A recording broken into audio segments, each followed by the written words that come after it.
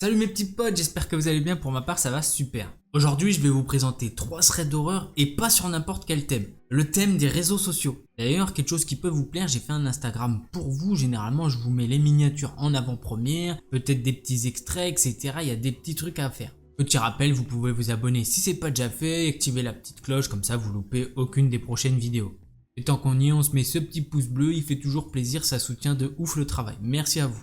Prends ton meilleur chocolat chaud et installe-toi confortablement.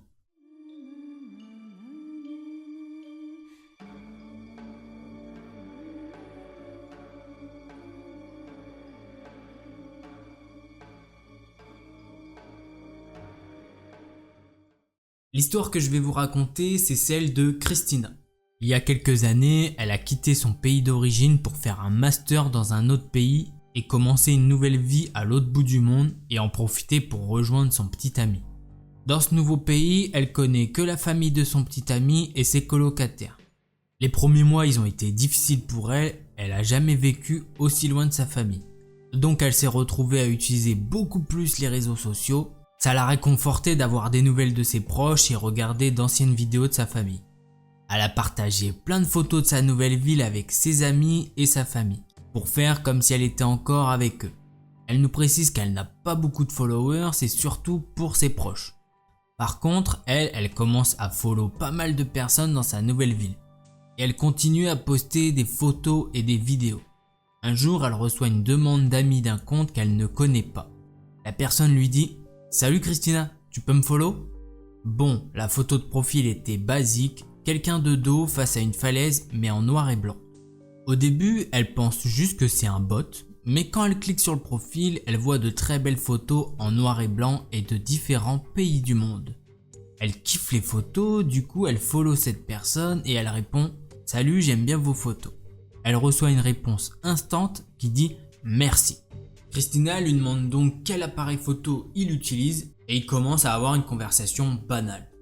Le lendemain matin, elle se réveille tranquille, elle prend son Nesquik, elle regarde son téléphone et elle voit une série de notifs du compte d'hier. Il a aimé toutes ses photos. Il lui a même envoyé d'autres messages privés. Il lui a demandé comment elle trouvait sa nouvelle ville. Elle lui donne une réponse très courte avec un petit smiley. Après ça, il lui a demandé dans quel quartier elle habitait. Et là, la petite Christina, elle se dit « y a un truc qui va pas ». Et elle décide de pas lui répondre. Quelques heures après, elle reçoit un déluge de messages de sa part, écrivant qu'il s'excuse d'avoir demandé ce genre d'infos et qu'il pensait l'avoir vue et voulait savoir si elle travaillait dans la salle de sport de son quartier. Pour se débarrasser de lui, elle répond « Désolé, je pense que vous vous êtes trompé de personne, je ne travaille pas là-bas ». Quelques instants plus tard, elle reçoit un autre message lui demandant si elle en était certaine. Christina, elle lâche l'affaire et elle repart étudier. Mais elle sent que son portable fait que vibrer. Et dans ces messages, il y avait « Vous ne me mentiriez pas, n'est-ce pas?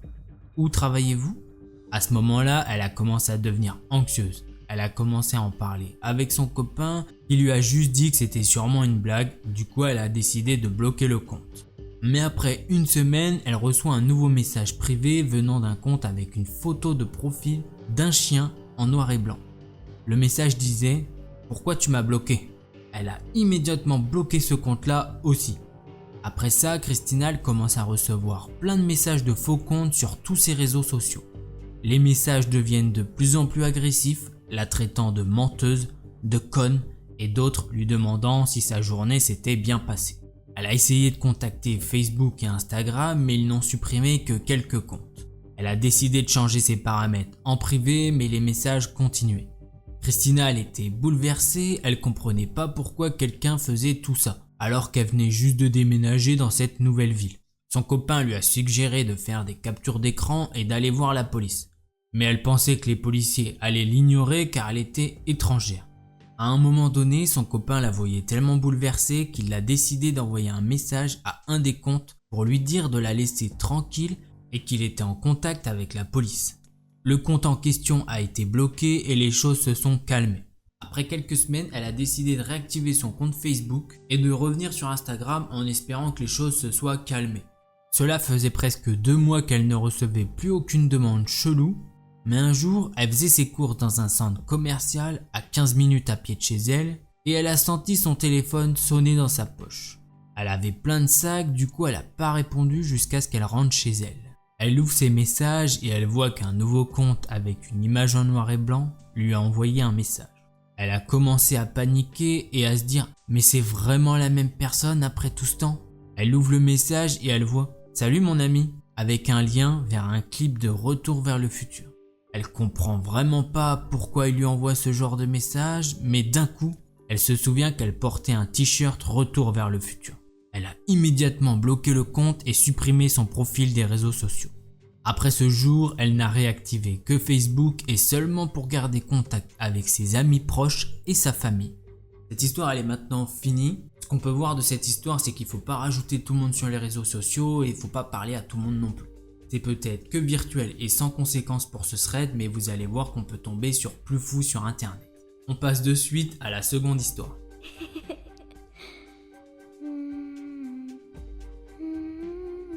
L'histoire que je vais vous raconter, c'est celle de Nina. Nina nous dit qu'elle vient juste d'avoir un enfant et qu'elle apprend à équilibrer son travail et sa famille. Elle nous explique qu'au niveau social, elle a plus trop le temps et du coup elle utilise Facebook et Instagram pour garder contact avec les autres. Elle a reçu une demande d'amis de Stephen, un vieil ami de l'école secondaire. Elle a accepté et tout était normal pendant un certain temps.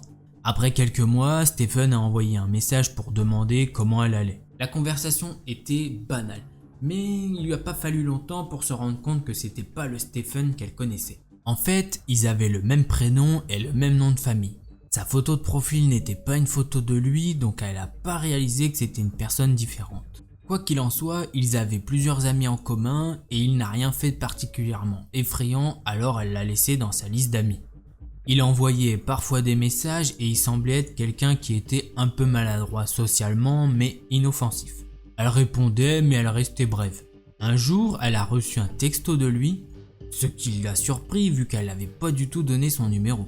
Elle lui a demandé comment il avait eu son numéro et il lui a répondu qu'il l'avait eu grâce à son site web. Effectivement, Nina c'est une artiste et elle avait ses coordonnées sur son site d'art. Il a commencé à envoyer plusieurs fois par jour des SMS et elle donnait des réponses courtes suivies de quelque chose comme au travail ou dîner avec la famille, passe une bonne soirée. Il a commencé à parler de son nouveau petit ami et que tout allait bien.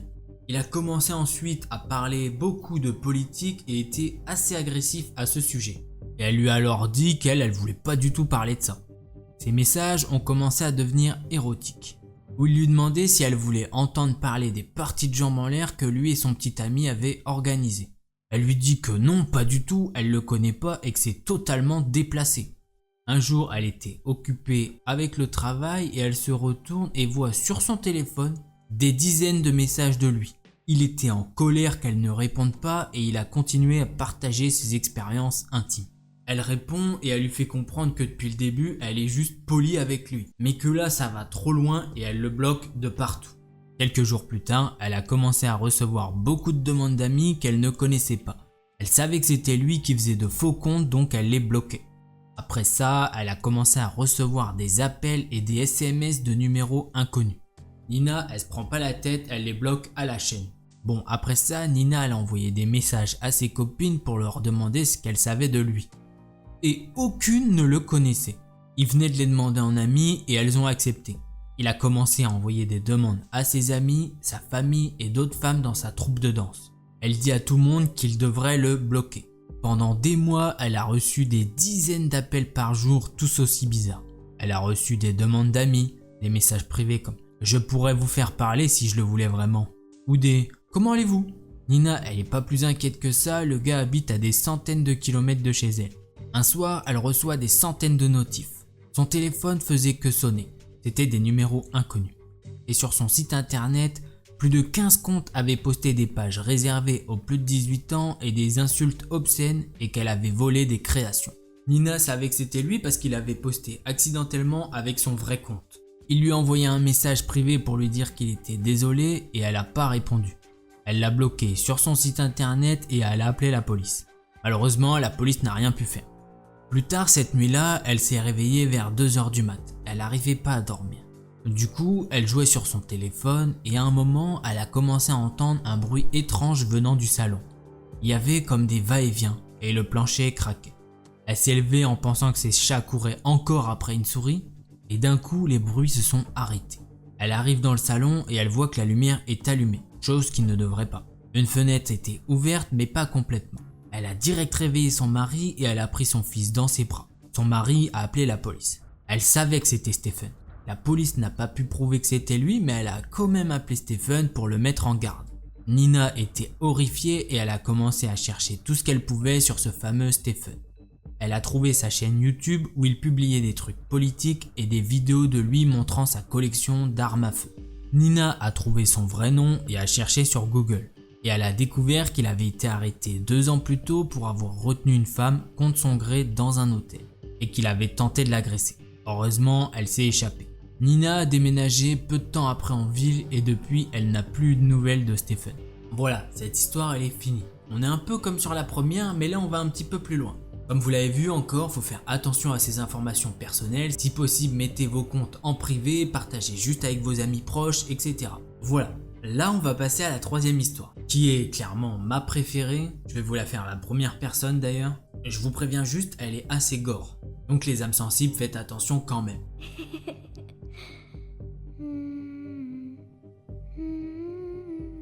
Mon histoire commence quand je suis rentré à la maison. Je sortais de la fête d'un ami, j'étais assez bourré. Je suis entré dans ma chambre, j'ai enlevé ma veste, j'ai mangé des restes de pizza et j'ai essayé de dormir. J'ai pas pu dormir, alors j'ai commencé à regarder des vidéos sur YouTube. Bon, d'habitude, elle m'aide à m'endormir dans ces moments-là. Je regardais une recette de tacos que je savais que je ne ferais jamais. Mais bon, j'ai parcouru ma page recommandations pour essayer de trouver une vidéo cool à regarder. Et je suis tombé sur un live. Il y avait une miniature noire et le titre et le nom de la chaîne étaient mon nom et mon prénom, Ian Davis. C'était bizarre parce que mon nom n'était pas très commun, c'était comme une coïncidence. J'ai cliqué dessus, l'écran était noir. J'étais le seul à regarder, la chaîne avait caché son nombre d'abonnés. J'ai attendu 6 à 7 minutes que quelque chose se passe. J'étais sur le point de fermer le live.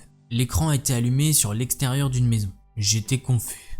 Je savais pas à qui était la maison, mais je continuais à regarder. Les mains et le visage du gars qui tenait la caméra n'étaient pas visibles, et il ne parlait pas. Il a commencé à marcher vers la maison et il a frappé à la porte. Une voix est venue de l'autre côté. « Qui est là ?» C'était une voix familière. Le caméraman n'a pas répondu mais a frappé une fois de plus. « Je n'ouvre pas la porte si vous ne me dites pas qui vous êtes », a dit la voix de l'autre côté de la porte.